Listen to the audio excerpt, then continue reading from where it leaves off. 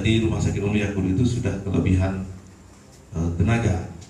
Nah, ada salah orang dari yang melaksanakan aksi itu mempertanyakan itu. Nah, saya tentu tidak paham betul secara pas ya. Tetapi pada saat tim surveyor dari tim akreditasi itu melaksanakan wawancara di rumah sakit, kebetulan salah satu yang wawancara saya, itu ditayangkan bahwa memang jumlah pegawai di rumah sakit itu sudah melebihi kapasitas. Sekarang kalau tidak salah keseluruhan pegawai, baik itu PNS, non PNS, itu 600 orang lebih. Nah, sehingga saya katakan dengan ruang tidur atau tempat tidur yang hanya 104 kalau tidak salah ya, berapa? 146 tempat tidur. Nah, dengan standar yang sudah ditentukan, butuh dokternya berapa, perawatnya berapa, kemudian yang lain-lainnya berapa. Ini kan sudah ada. Setelah itu kemudian ditayangkan oleh tim surveyor itu, ternyata memang Lampung Utara itu sudah kelebihan. Tapi nanti saya tolong teknis teman-teman dari rumah sakit bisa menjelaskan itu kalau diperlukan pada kesempatan ini. Nah, kita ada tim akreditasi. Lalu ketika dia lebih, mau kita apakan? Gitu. Nah, kalau memang rumah sakit itu, karena ini konsekuensinya di samping akan memberikan dampak terhadap kesejahteraan penggajiannya, karena dia banyak. Tadi saya katakan gini, kalau uang 10.000 nih omong anunya itu omong kosongnya ya.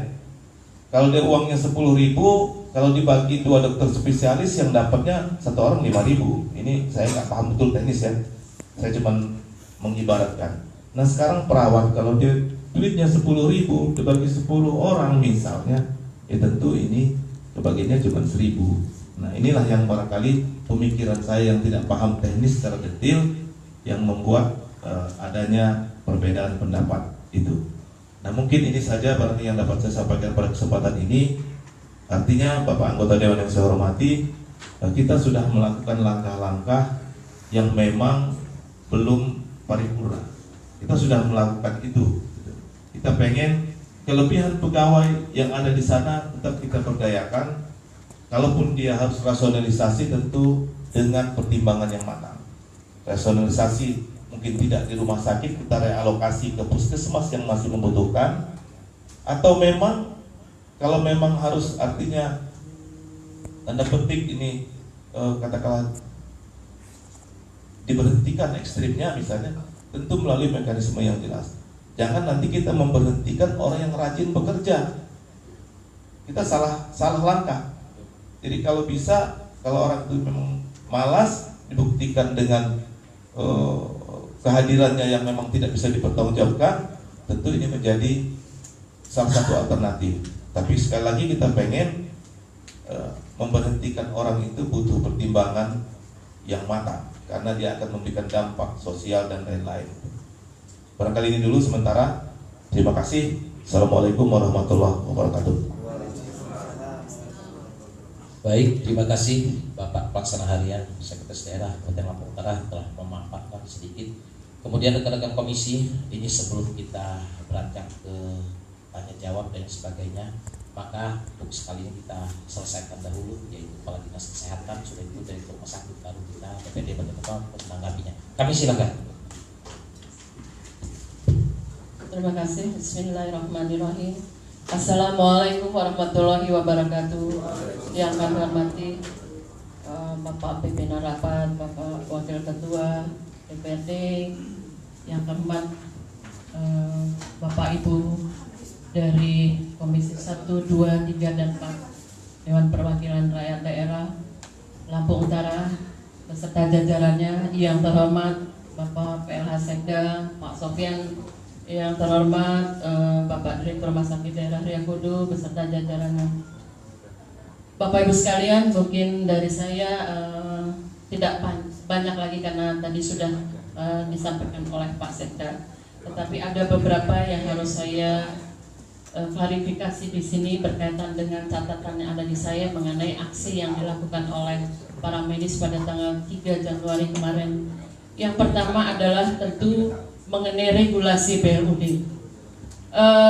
Sepanjang pengetahuan kami, ketetapan BLUD yaitu tahun 2014 waktu itu saya transisi pergantian dengan rektor yang lama, Dr. Septi, di bulan Mei 2014 itu memang sudah ada ketetapan bahwa Rumah Sakit Daerah Riau Kudu adalah ditetapkan menjadi BLUD penuh bahkan.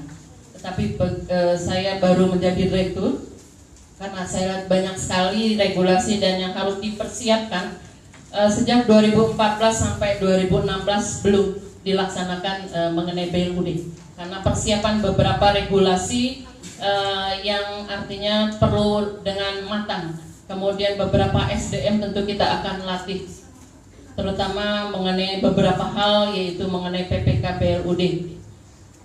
Dan pada saat itu juga kami sudah artinya sosialisasi dengan konsultan dari BLUD di ruang Siger. Ada beberapa yang kami undang itu mengenai pelaksanaan PPK BLUD. Oleh karena itu mengenai regulasi tadi sudah disampaikan hospital bylaw, nursing bylaw dan sebagainya itu sebetulnya sudah dipersiapkan. Kalau nggak salah waktu itu ada 9 draft perpu yang sudah dipersiapkan. Salah satunya adalah mengenai perpu premonstrasi. Jadi mengenai yang tadi disampaikan sebetulnya itu sudah dipersiapkan. Mungkin nanti mohon kepada Bapak Direktur apakah memang benar tidak ada, karena itu tentu kalau untuk pelaksanaan BLUD malah didahulukan. Kemudian yang menarik lagi adalah masalah rekrutmen tenaga BLUD. Tadi sudah disampaikan Rumah Sakit Daerah Riau Kudu itu overload, tapi yang terbanyak adalah tenaga perawat dan bidan berjumlah 351 dari 609, jadi hampir separuh.